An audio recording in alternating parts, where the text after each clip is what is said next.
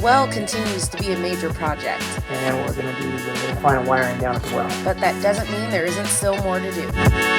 And today, Kirk takes on a few more. And that should be a wrap.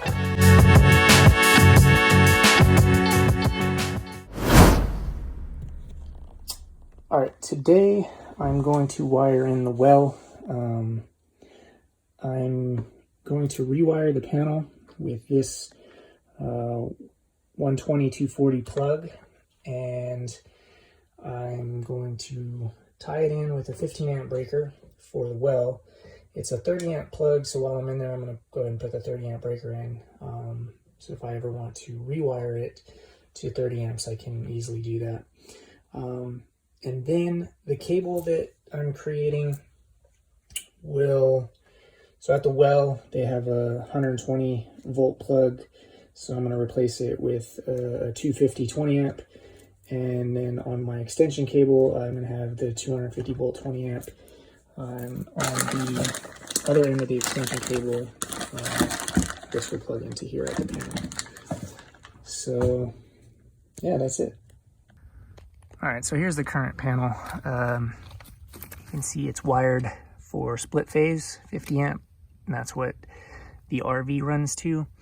And then it's wired with a 30 amp single phase 125, so 30 amp 125. This is typical RV for 125. I'm going to take that out and I'm going to put this in, which is rated for 125 or 250. And like I said, I'm going to add this 15 amp breaker probably right here, so that it protects the well. And then I'll put this other 30 amp breaker up here so that whenever I wire the breaker to match the receptacle in the future, it'll be done properly. The reason why I'm protecting it with a 15 amp breaker on the well right now is that the well should only draw about 5 amps, 6 amps max. It has a surge current, but its locked rotor condition is around 30 amps. So if it locks up and shorts down in the well, and I have a 30 amp breaker here, it may not trip. So if it ever seizes and gets locked up down, 200 feet in the well, it's going to draw 30 amps, which will trip this 15 amp breaker. So that's why a 15 amp breaker is going to go on a 30 amp receptacle for the time being. And then the last is this 20 amp GFI standard that you're used to seeing. So in a nutshell, I'm going to install 2 breakers, I'm going to wire in the 15, and I'm going to install a receptacle here.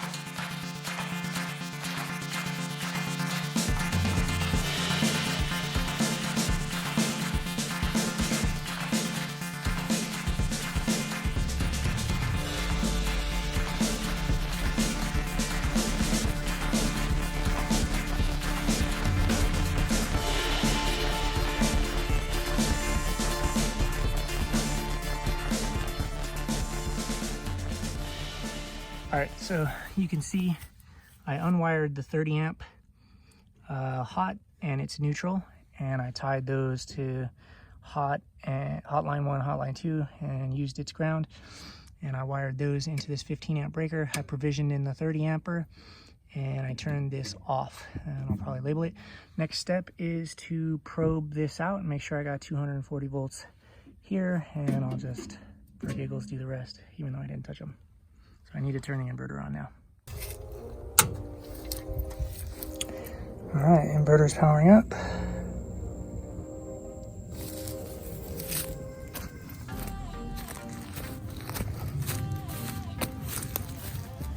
And we're gonna check voltage back here with that meter. All right, so we're gonna make sure we got 0 volts. I'll put the brake on.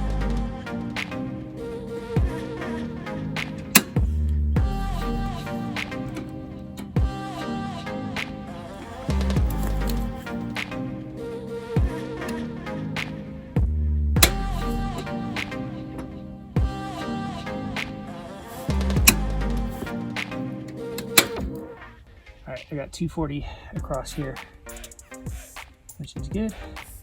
247. That should be exactly what I have here. 247.6 and 120. Good down. And it should be 120 as well. 123. Cool. All right. And our neutral to leg. 123.8. 123.8. All right, everything checks out. Plug RV back in. And we're going to work on the well extension cord. Okay, the next step after wiring up the panel is we got to wire an extension cord. So this is 12 gauge, so it's rated for 20 amps and 3 wires, so 2 legs and a ground. And it's 300 volt. I'm going to put 240 volts on it. So that's that. Like I said, it's rated at 20 amps, 250 volts. The other end will be the receptacle. These are 20 amp, 250 volts. The well is incorrectly wired with a 120 plug, so I'm going to properly wire in a 250 volt rated plug. And then this here will be what goes into the trailer. So trailer, other end of the extension cord to the well, and then the pigtails sticking out of the well plugs into here. Let's get to it.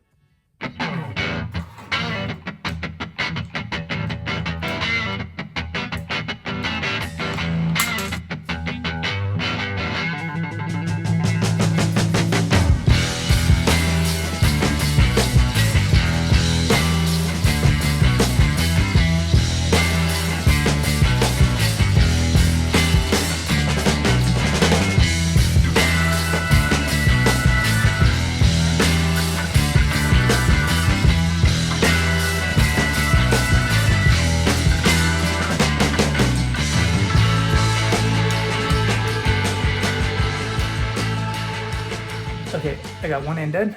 This is the end that goes to the trailer, and we're gonna go out down to the well. I'm gonna plug this in where it's supposed to go, and I'm gonna roll this guy out to the well, and we're gonna do the final wiring down at the well.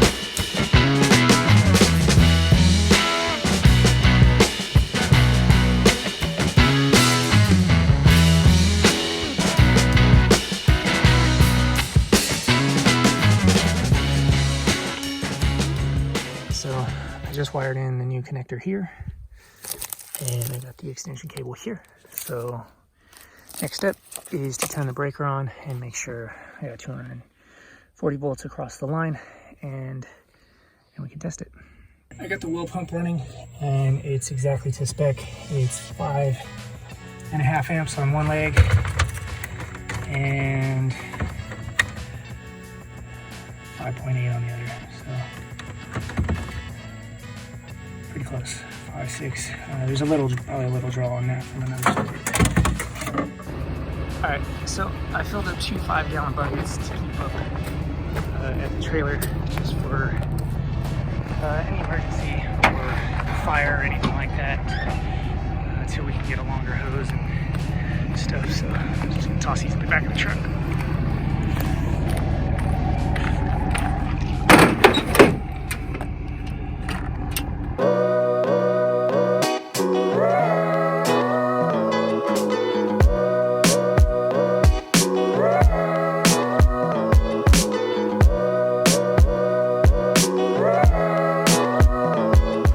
Pretty successful day.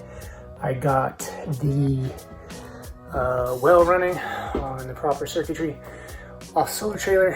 I think the last thing I need to do is hang these doors here up there now that we got the toilet in and the bed mattress, and that should be a wrap for getting up here off grid.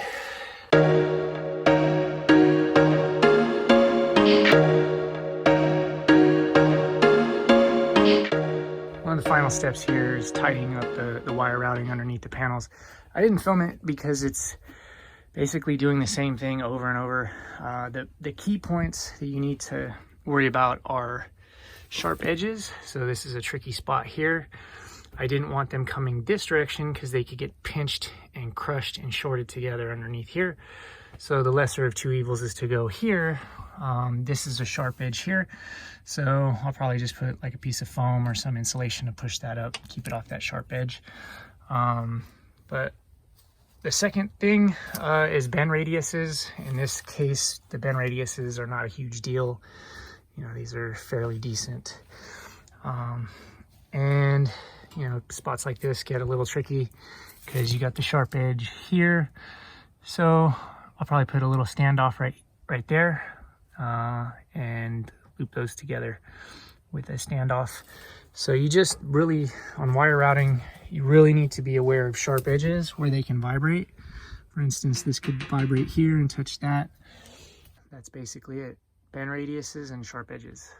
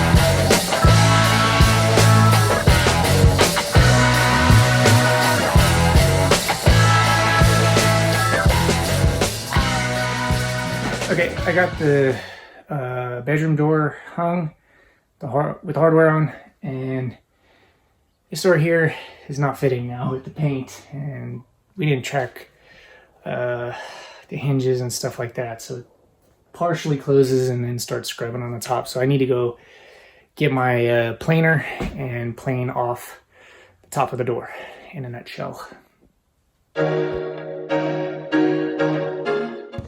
Okay, so the last thing I'm going to do on this panel, I should have done it yesterday when I had it open, but I've been debating whether to tie this panel's neutral to ground or the RV's panel neutral to ground over there. The reason why I've been debating is because I was going to drive a 10-foot ground rod into the earth, and since the RV is more stationary, I could drive the stake in over there and get the ground to earth, whereas this potentially could move, and you know, pulling the 10-foot ground copper out of the ground would be tough. So I've been debating. The right way to do it is at the source, so that's what I was considering. I'm still debating even right now as I'm about to open the panel. Worst case scenario, even without the ground rod going into the earth, there's a big huge frame on the trailer, and there's a big huge frame here, so there's, you know, a fairly decent place to ground just on the frames of the two trailing vehicles. But into the earth and at the source is the best way to do it, so that's what I'm gonna do.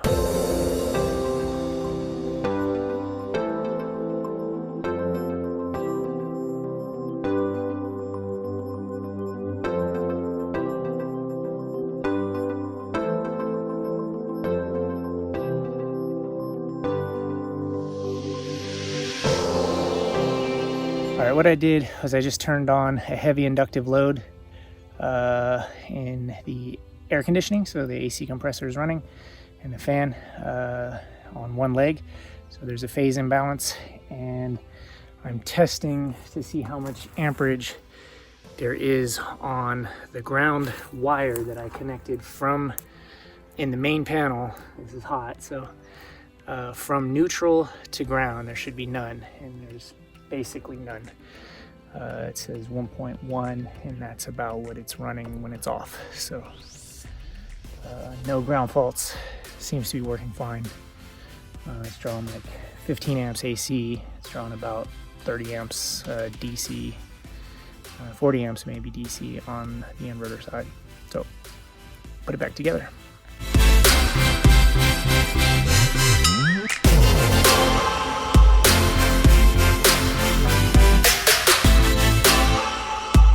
Okay, now that I'm back in the RV, one of the things I tested was the GFI circuits to make sure that they trip on the test and bring back the voltage properly. So I tested the one that I installed, the incinerator toilet, and the OEM ones, and they are working fine after that change. Thanks for joining us. Don't forget to like and subscribe. And join us on Patreon. Yeah, it's 12 gauge and it's 300 amp cable, or 300 volt cable, I'm sorry. Alright,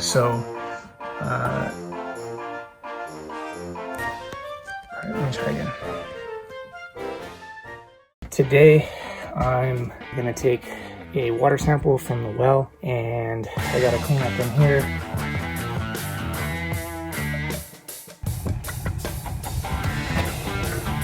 Oh, I think it's a bad idea.